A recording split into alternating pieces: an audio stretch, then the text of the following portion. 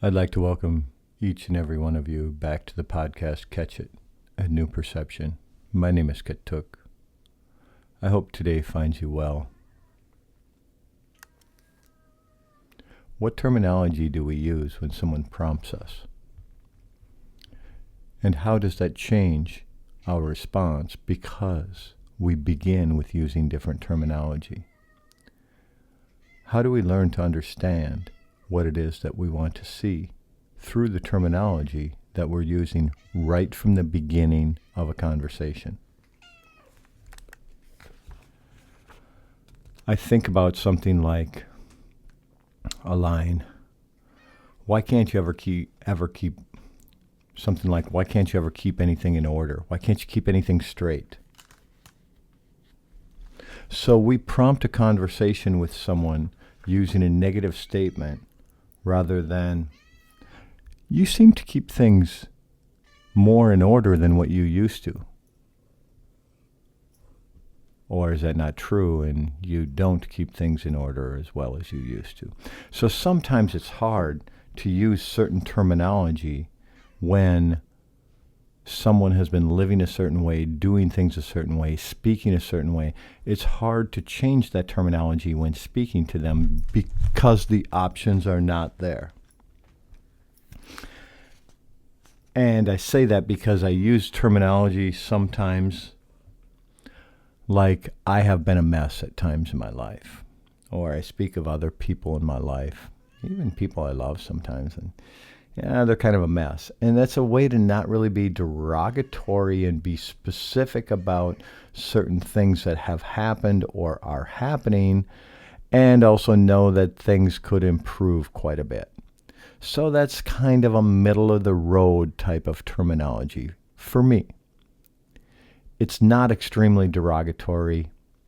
It could be much more derogatory, and it's not as good a terminology as what I could use. Rather than saying someone's a mess, say, oh, well, they seem to show up better than what they used to. I seem to show up better than I used to. There's certain terminology that could be used differently. And I speak of it, I use the term terminology, the language, the words you use. I always talk about, in this podcast often, I talk about the idea of being able to use the words, the terminology that makes sense to you. And I think it's important that each one of us do that in a fashion where the terminology makes sense. We're using words to our vocabulary.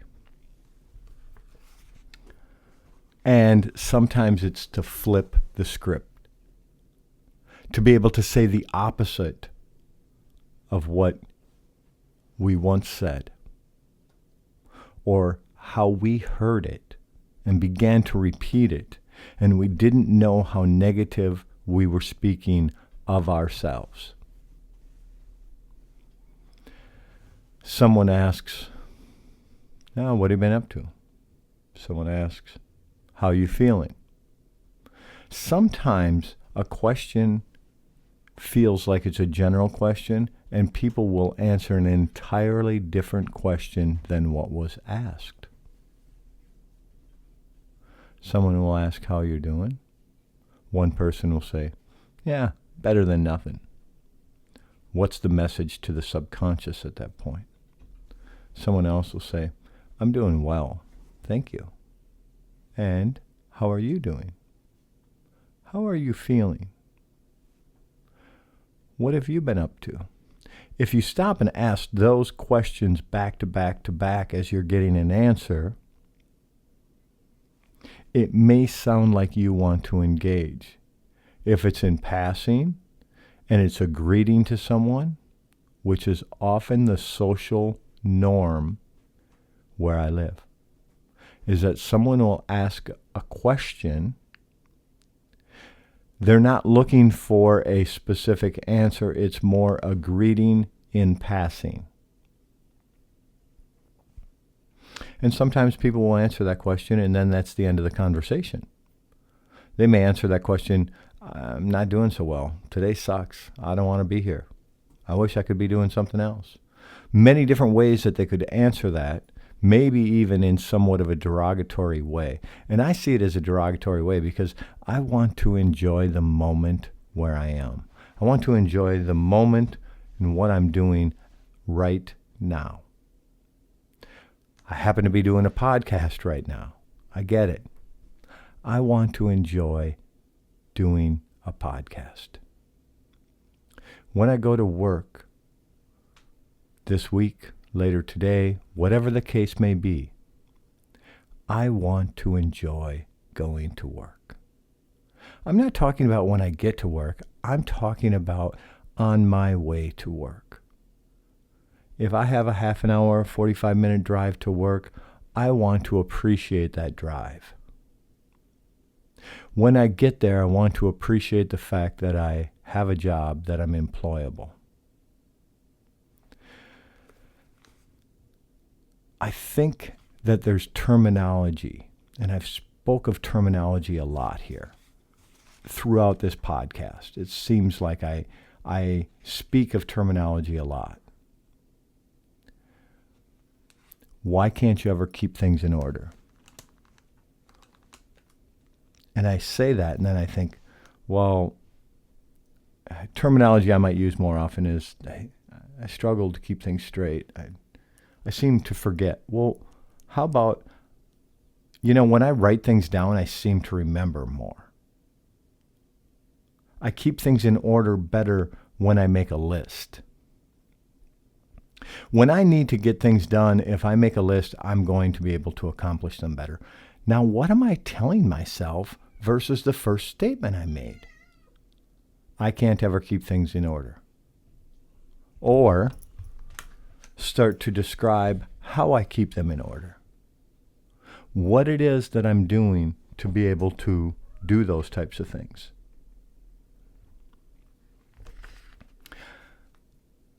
It's kind of like there's nothing I can do. Someone says, well, how can you help this person? There's nothing I can do. Or do I say, well, I need to look at some of alternative options because I'm not real sure what to do right now, and I'd like to be able to help in some fashion. I'm not sure what that looks like today. I'm not sure what that looks like right now. I would like to be able to help. So, what is it that you can flip the script on? Your way of thinking, the action that you take. Can you flip the script on the action that you take? Are you able to take an entirely different action when you walk into a situation today than what you could before? Do you have a desire to take a different action? I was talking recently on a podcast, one of these episodes, about being prompt. Is that a different action for you? Does it even matter to you? That's the whole thing. Before you can take a different action, you have to get to a point where it's going to matter to you to take a different action. It's something that you choose to want to change. If you don't want to change something, you won't. Whether you're listening to this podcast regularly right now, because it gives you inspiration to be able to do things different, to see things different, to hear things different. And you may not even resonate with the topic I speak of. You may be listening to it and it gets you motivated to think a different way or to take a different action. It brings awareness to you. And with awareness, you have options to see things different. Without that awareness, you will go back to the same way you've always thought. You will have a tendency to not be able to move forward the way that you wanted to. You have opportunity to see things different. You have opportunity to be able to flip the script on all of it or any of it. I've used this example before. It's just the way I am. What does that mean? Or do you say, what's other terminology that you could use? Rather than, it's just the way I am, I can choose a different approach today. So even though it's the way I've always been, doesn't mean it's the way I am, because I'm going to choose a different approach. And when you choose a different approach, where does that take you? Just using that terminology, what options now do you have? When you choose a different approach with your language, with your thinking, how do you choose a different approach with your thinking? It's what you tell yourself. So when you sit and tell yourself the same thing you've always told yourself, you're going to make the same approach you've always made. When you begin to tell yourself something different, you have more options to take a different approach. Here's the interesting part of changing so many things in our lives, is that sometimes we'll have to take a different action to be able to think different, and sometimes we'll have to begin to think different before we can take a different action. So we're prompted to do something different, and we do something different, and we realize we're thinking different than what we did when we always took this other action. Do you take a left when you've always taken a right? Do you decide to do a U-turn and go back the way you came to see things in the opposite way that you just saw them? Because you've never taken that U-turn, you've always gone forward? How is it that you're going to make an approach that's different than what you've done before? How is it that you choose a different action? So in choosing a different approach, your thinking will change. When your thinking changes, you no longer make the statement, that's just the way I am. All of these will continue to change. The action changes, the thinking changes, and ultimately, the biggest goal we have with this podcast is helping you change the way you feel. Because when you use different terminology, when you use different words, when you use a different approach, when you take a different action, you will feel different. You will come to a point where you see the world different. You will no longer use terminology, it's just the way I am. You may begin to use terminology like, I've been reacting differently. Or you may begin to use terminology like, I have not been reacting lately. I pause when agitated. I pause when doubtful. A pause can be the greatest action you will take. Because when I pause, I do not react poorly. I have much to learn. I want to continue to see things different. I do not want to claim it's just the way I am. Moving forward, I will see things different. I will react different.